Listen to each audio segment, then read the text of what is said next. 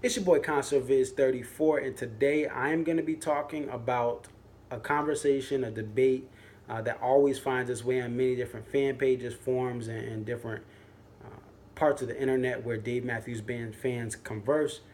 Shout out to Ants Marching, and shout out to that Warehouse Forums, and obviously recently just came up last night in DMB Family on Facebook.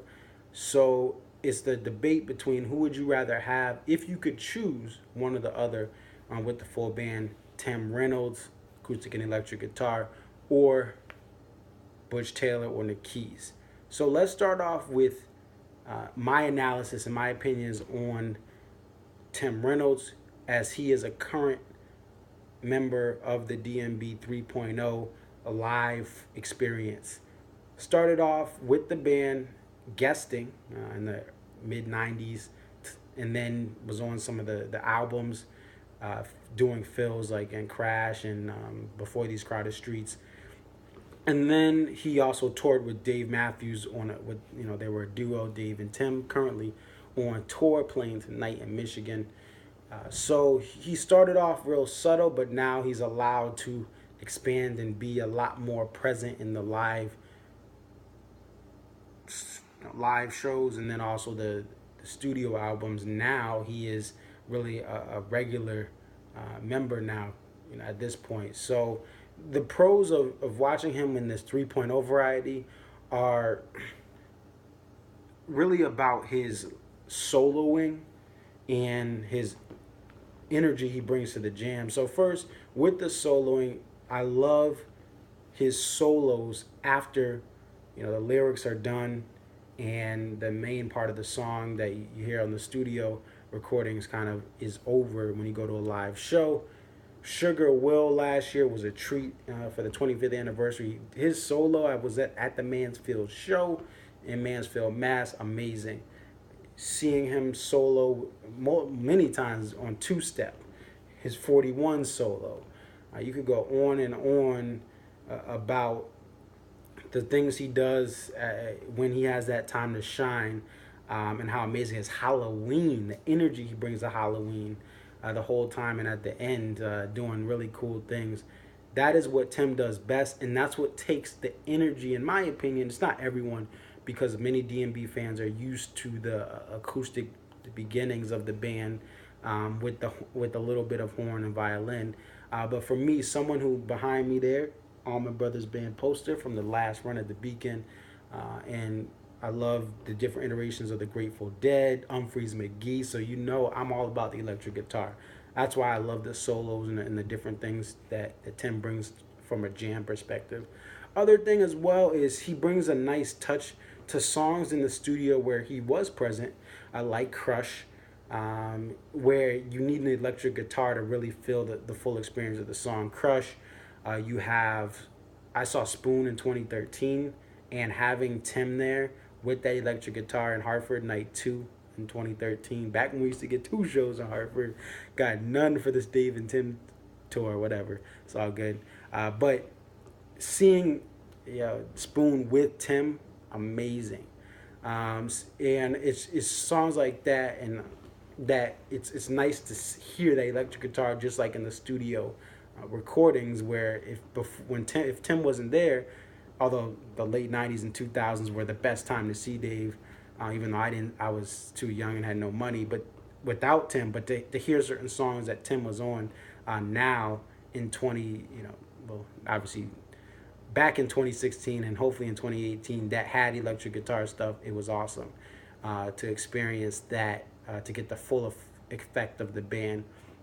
The cons are really about the noise that he has. So one of the biggest things that I don't like about Tim with the live modern 3.0 version of the band is he plays the same rhythm parts that Dave plays, but you can't hear Dave.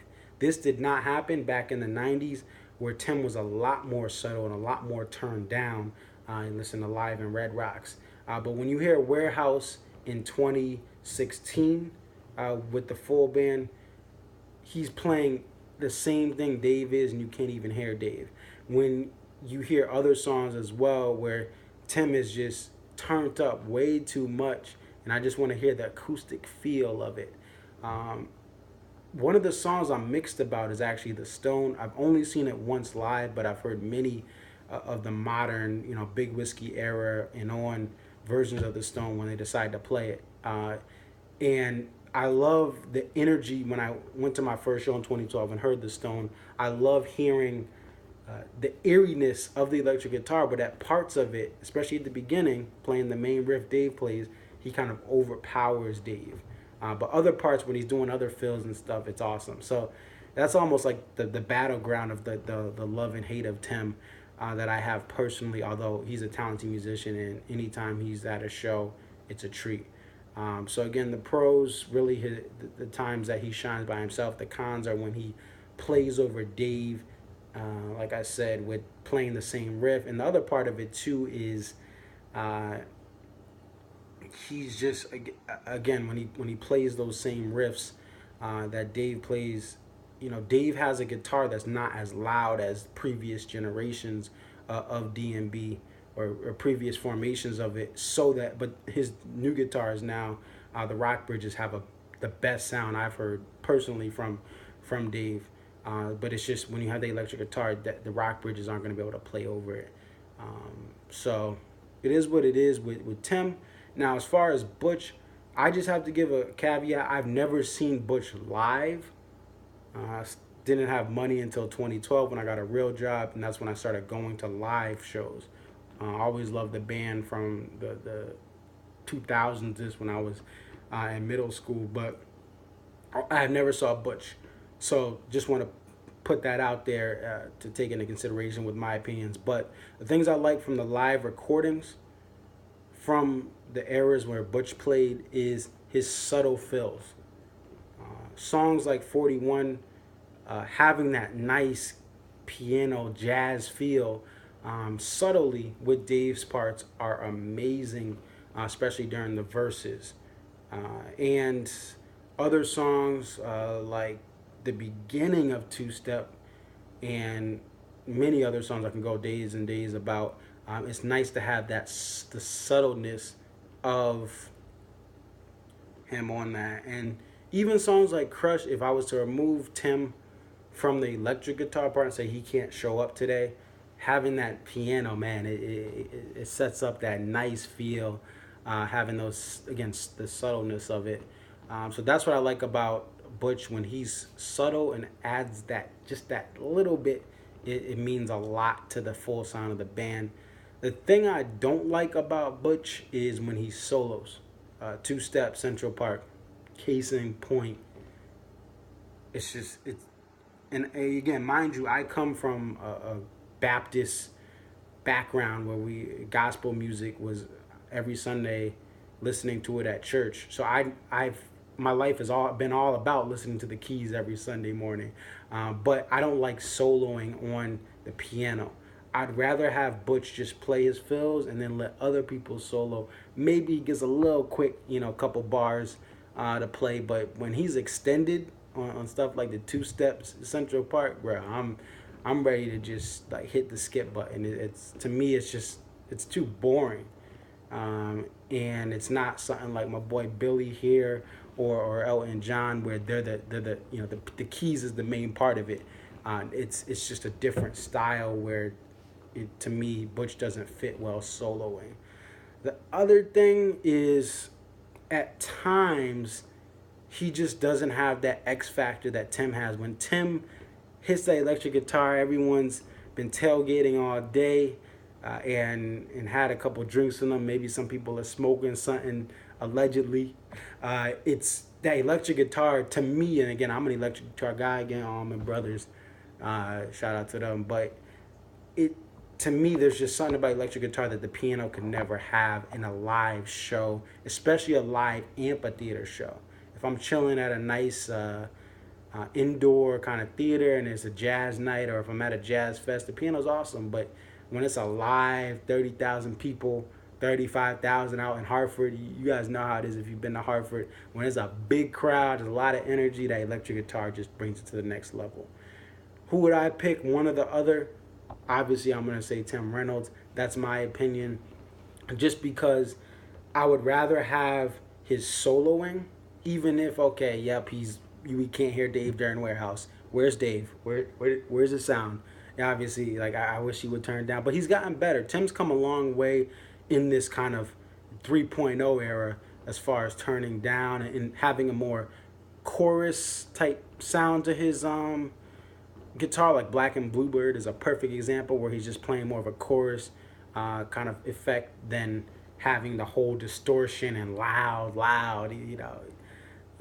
kind of overdrive or distortion on his guitar. So it's come a long way. Now, the last thing I'll say, some people say, oh, let's have both now, or let's have Butch, let's bring Butch back. To me, in 2017, when they returned in 2018, allegedly, I think that Butch would not fit this current band. The reason being is this band with Tim being able to play out Big Whiskey on, with Rashawn and his horn going ham on stuff, and then Jeff being loud as well, and obviously you have Boyd getting that violin, putting in work. This modern 3.0 version of the band, it's just too loud for Butch. And when it was just Boyd and Stefan and Leroy and Dave, it was, to me, the sound is different. It allows Butch to come in and add some fills. But with Rashawn kind of quarterbacking at times, or being the Julian Edelman of the band, where Dave will take the ball, throw it over to Rashawn, and Rashawn's going to throw it to the receiver. With Rashawn having more of a say in the band's kind of sets and setups and solos, it's too loud for Butch. So I think it's cheaper to keep her, as they say. It's cheaper to keep Tim Reynolds in this part of the band. Now, if they change things up, if Dave, pulls Rashawn out or tells Rashawn, bro, you got just indoor voice now. Indoor voice. Chill. You're too loud. Seek Up. You're fighting between you and Jeff are fighting at the beginning of Seek Up for who's the loudest person, whatever. So if they cut that stuff out and it's a little more quieter and it allows for more an acoustic feel and allows for more space, we can then implement the fills of Butch there. And we would also have to have Tim again, he'd lay off and playing the rhythm stuff, or get an acoustic guitar with the full, electric set. Just being an acoustic guitar, Tim. And then you could add Butch. But to me, it's not realistic for this band, the direction they're going, to add Butch right now. And hey, maybe he doesn't want to be part of it. Maybe he just wants to visit them on stage when they come to Seville or somewhere around where Butch is hanging out, or if they happen to be cross paths, he just wants to say hi and bye. That's how it probably is. But to me, Butch does not fit in the current iteration of the band. That's just my thoughts. That's my opinions. Let the debates begin. Let me know what you guys think. And hopefully I'll see some of you guys in Saratoga Springs, aka SPAC, my first show there. Obviously just Dave and Tim. But I'm excited for that this Friday. Not going to night 2. Didn't get tickets to the Warehouse or Ticketmaster, and the secondary is bugging out. Not, in my opinion, not worth it. But maybe next year I'll hit up a night 2 if they do the full band. But that's pretty much it. Thanks for guys watching. Definitely like, subscribe, check out all my other videos that I have here. But I'm out.